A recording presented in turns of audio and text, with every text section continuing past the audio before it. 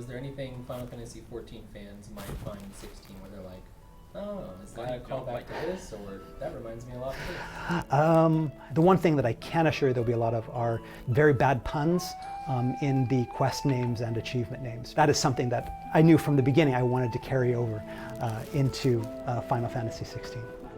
Man, he cheesing, ain't he? It's always a good sign when a director is cheesing about the game they made. Or something they made, anything they made. I confess I expected more from the old man. Hand over the dominant, and I'll leave you in peace. You would dare to make demands of me. You have this world with the mother crystals. And mother crystals are pretty much everything that this realm revolves around. They are the sources of the ether, and the ether is the source of magic. In a lot of past Final Fantasies, magic is used for battles.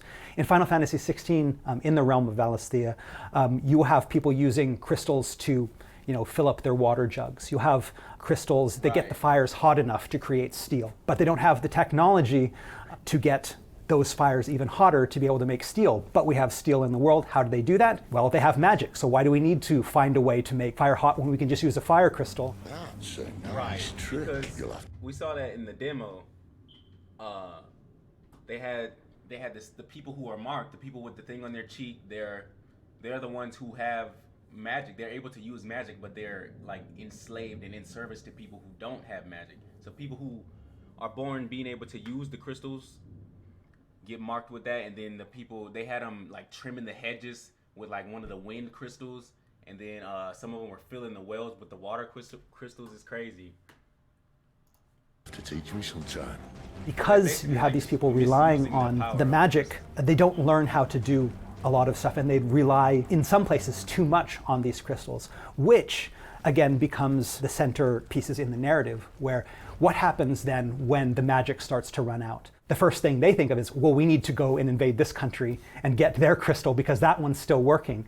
And that creates a lot of that tension there. But ultimately, the mother crystals are dying and the power is running out. And there's going to be a time when the world is going to be faced with this decision. What do we do without the mother crystals? How are we going to be able to survive without them? Creating this kind of story that shows when humanity is put in that type of situation to have to survive without something that they've relied upon for so long. Oh, that's so dope. That's like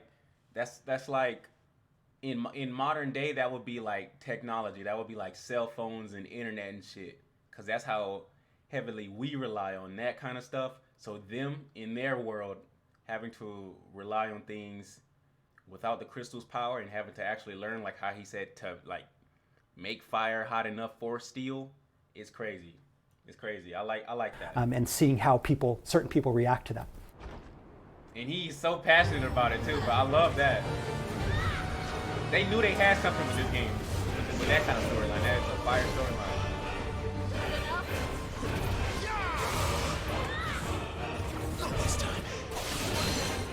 The Fallen are, as their name suggests, they fell. They had a civilization that was highly advanced to a point where they were able to leave the land and create their cities in the air. They had their airships. They had their floating cities. Like Icarus flying too close to the sun, they went a little bit too far, and for a reason, again, that I cannot mention here, they ended up falling. They lost the magic. It all fell to the ground. And it's still, you have those ruins remaining 1,500 years later. For the people living in that world, they see this as, okay, these are people that tried to get a little bit, they were too advanced, and in their hubris, to try to get too close to God, they fell, and there's a lesson to be learned from that. There is that little bit of wariness there, that we're not going to follow the same footsteps, but again, there's always going to be the people that are like, yeah, but it's all about power. And you'll get to see kind of who the Fallen were, what their ultimate influence was on the current civilization, as well as many other things, again, that I can't talk too much about. Oh my God, this shit is hyping me up.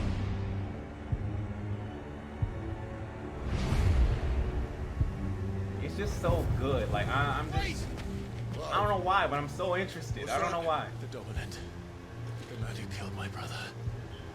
Are you absolutely certain? He not. I've seen him every night for the past 13 years. Watched as the flames of his icon took Joshua. Look out! kick.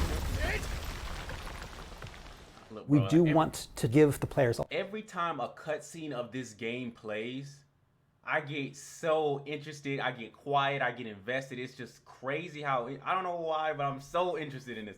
It's so good, and it was like, damn, I don't know. I don't know what else to say. a lot of the lore basically just through playing the game, not in just like lore dumps. We didn't want to have, instances where players were just going into a cutscene and then you'd have one player just kind of talk at you for 5 minutes, telling you everything you need to know, with Clive saying, oh yes, oh yes, oh yes, and then quest ending and then you go back to doing something else. We didn't want to do that. We wanted to try to tell the story through the cutscenes, through what's going on, imply a lot of things through the dialogue. Final Fantasy XVI is very streamlined, I think, compared to 14 in that. The dialogue is a little bit more focused, implying a lot more things rather than just telling them directly to you. There's going to be lots of different places to find your lore, whether it be in side quests where you can go and learn about the people living in the different areas, the people that are going to be living in that hub, the hideaway that you visit, are going to give you a better idea of what's going on around the world, but also just in these regular people's lives. You're going to get very profound quests that talk about, they get into politics,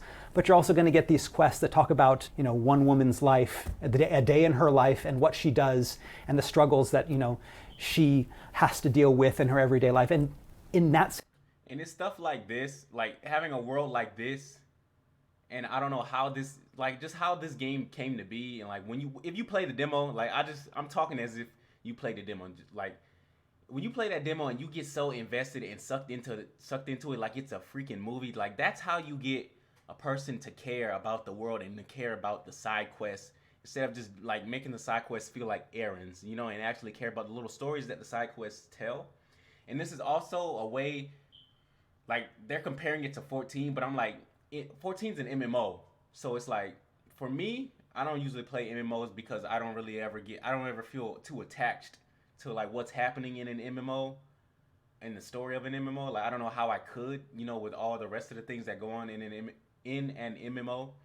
But if Final Fantasy 16, if they were to say, I don't know, come out with Final Fantasy 17, and this one was another MMO based on the world that Final Fantasy 16 is, and its lore after playing this game, I feel like I would be 10 times more interested and invested to play that MMO because I already knew the lore and shit. You know what I mean? Sense, get a picture of, okay, the world is not just, politics and intrigue, but there's also these small problems as well. Like that would be a fire way to set up an MMO, like actually have somebody care about what's happening in the world in the MMO. There's Garuda. Scale has always been, again, I think that focal point in the narrative, in the story, and in the game in general. She looks so fire. Garuda looks so clean in this one, bro. Showing, that difference in size from, just one human in a whole continent all the way up to, this giant, mythical creature, fantastical creature that has the power over an entire continent. But oh my God, when you look at it, is really, again, just a man or a woman that just happens to, again, turn that big. That man and that woman, that person that embodies the icon, the dominant, how they take that power and how they use it on that grand scale. Fact, it's like their own. It's kind of like, I don't want to compare it, but it's like the Titan shifters. Like they all have their own shape and version of the summon. Like there are going to be things that you can go around and read. So you'll go into a building and there might be a bookshelf. And every now and then you'll be able to target one of those books and be able to read a page from that book. There are signs in the pubs that you enter that you can find out what's going on in the pubs. There are notes that you pick up. Clive has a reading desk in his chambers in the hideaway, and letters will be delivered to him every now and then, and these will kind of talk a little bit more about what's going on in the world. A lot of times when Clive completes a quest, several days after the quest is over, the person that Clive helped will send a letter to kind of follow up on what happened after the quest was over. Okay. Okay, you get A lot of lore is you get a little bit given of closure. in like help text. Item help and weapon help, all of those have little text blurbs. But that was fun, you know, being able to go in there and try to not just say, okay, it's a bronze sword, it's a sword made of bronze, but talk about this sword. This sword is used by soldiers in this army, and they use, you know, these cheap materials because, you know, these reasons, and they have to import this from this place. That's fire. All this bloody That must have money. taken. I wonder how long it After took that. you to come up with took them to come up with like a world and system. I know and that a lot of times help factions text and is shit just like something this. that people just kind of skip over because it's just stating the obvious. I didn't want the help text to state the obvious. I wanted them to be a part of the lore as well. Sometimes we have like quotes from famous people that lived long ago. We have like poems. It's not direct inspiration, but I looked at like Magic the Gathering cards, how they would have a lot of different type of that flavor text at the bottom, and it wouldn't just be an Okay. explanation of what's going on in the card. They'd usually have some kind of historical I played Magic the Gathering like twice in my whole life, and I'm over here hyping it up like I know, like I don't, you know what I mean? Like I ain't no Magic the Gathering super fanboy, but I played it like twice, and it was all right. And it's like, you know, the actual cards. Like I had a friend, he had the card, and he had it laminated, you know, and like he had the separate decks and shit. And I'm like, damn. I was kind of scared to touch him. Like how do I play? He's like, just play, just pick up the card. You know, because like, you know, the collectors like that, you know, they have their shit clean and they keep it clean. But it's like, you know, like just to hear somebody who directs a game and for them to not be scared to tell where they took their inspiration is just always fire to me. Because, you know, nothing is really original. And people take inspiration from everywhere, but they don't like to, you know, like just let it be known where they get their inspiration from. I just think reference, or that's they'd have a quote. And I thought I wanted to do something like They don't always that give credit, with but, Final you know. Fantasy XVI as well. There is a lore master in the game as well. His name is Harpocrates, and he will be in this hideaway that Clive can go to. Basically what Harpocrates has is what we call the 1,000 tomes, and it's the 1,000 tomes are his compilation of all this knowledge, and Clive can access this at any time in the game. It's like a lore dictionary or a lore encyclopedia. It has hundreds of different entries, from everything to enemies in the world, flora, fauna, geography, history, cities, people. The two best things about this is, one of them is that you can... Look at him and his mannerisms and his smile, bro. He is so excited to get to every next sentence and tell you, bro. I know he's just teeming with excitement. He just want to say more, but he probably can't. But yeah, you can tell like they're proud of what they built here in this game because, again, if you play the demo, they have this whole little feature where you can pull up. It's called like the real-time lore, or whatever. They have this feature where you pull up and you can like whoever's on this, whatever character's on the screen, you can like learn. They have a little text box of where they are, who they come from, and whatever. And then when they do something and like you can come back to that same thing later, and it added something else. You know, it doesn't spoil anything for you, but it tells you just a little background of where they're coming from and what they're doing. And then something will happen in the story, and then you come back and it'll be like boom, it'll tell you some more stuff. It's so fire. Like more games that are bigger should have that. But I know that they put it in because they were just so proud of what they did, and I can see why, because this game is shaping up to be fantastic. Come in and access it at any time, and not just by going to the hideaway, but also you can press pause during any cutscene. Right, and by pressing pause during a cutscene, you have the option to open up the lore dictionary. We call it our active time lore, the ATL. So basically, in real time during a cutscene, if you hear a name or something that you don't recognize or you can't remember, you heard it but you can't remember who that person is, you can press the pause button during the cutscene and then press another button that will bring up this lore dictionary. You can, again, learn about those names that maybe you had forgotten about or that you hadn't heard about. So they're always understanding what's going on in the world, because a lot of times in the cutscenes you're going to get a lot of different names and they're all going to be kind of sounding weird and you're like, I don't know if I heard that before. Who is this guy again? What was that place again? You'll be able to use the active time lore to refresh your memory. The other thing that is great about this Harpocrates lore dictionary and 1,000 tomes is that it updates itself throughout the game. So the entry that you have on, say, Rosaria is going to be different early in the game than it is later in the game. As things happen in Rosaria, that entry will be updated, and then you can see all the past entries and how things have updated as well. at this environment, bro. This is gonna just be one of those good Final Fantasy. This is gonna go down in history. It's gonna be like, yeah, that's one of the good ones right there. Not like Final Fantasy 12. Not like 9. You know, you're gonna look at 15. Motherfuckers gonna look back on this one and be like, yeah, that's one of the good ones right there.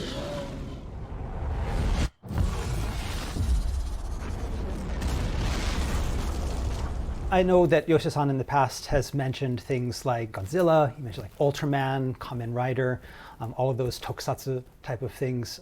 For the game in general, I would think that, yeah, a lot of those visually, you're going to get a lot of that in the cutscenes as well. Things are very kind of in your face. The reactions that the characters make during those battles, the motions that they do are all very action TV show, action anime style. Everybody's in that kind of like idle pose and they're all really into it. Yeah, I felt that from watching some cutscenes. The anime-esque thing. Myself personally, one thing that I was reading was a book that came out recently called Mordu. It's this crazy literary fantasy that takes place in this walled-off city that I think is kind of based loosely on Paris, and it takes place thousands of years in the future, and it's fantasy and fantastical and philosophical, and it's got this weird kind of magic. What really inspired me is at the end there's this huge long glossary. It's almost like 100 pages of it, and he goes into descriptions of all of the terms in the world, and the way that he describes them was very, very funny as well as informative. And as I'm looking at this, like, this is exactly kind of how I want to do the help text and the lore translations in the game as well. And so I kind of got a lot of inspiration from that. But if you're into something that's really, really outside the box type of fantasy, I consume a lot of fantasy, whether it be television or novels or movies. A lot of things that I draw upon are just the things that I absorb during my everyday consumption of fantasy. God, 15K.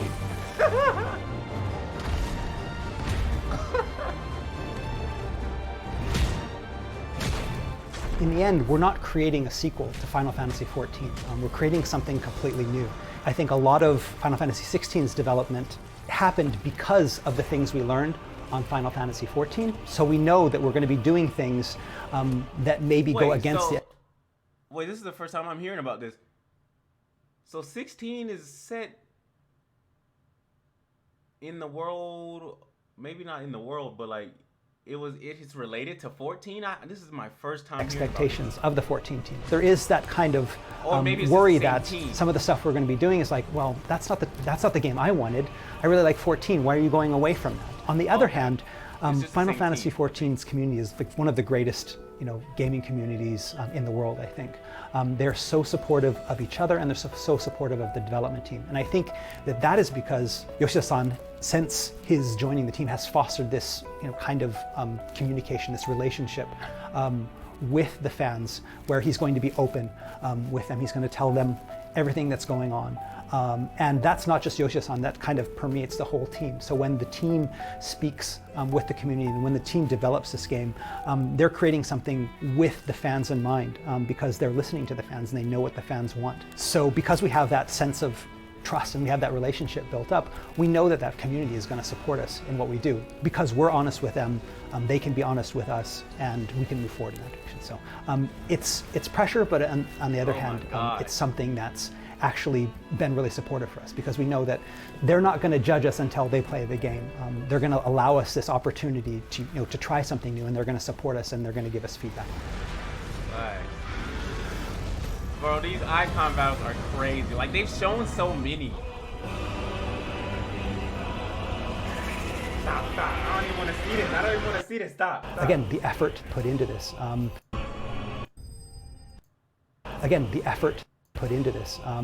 really going to pay off. And I think that the trailers that players have seen and what they're going to end up seeing in the end game, that end product that we have, I think it's really, really great because we put so much work into it. I like that guy, bro.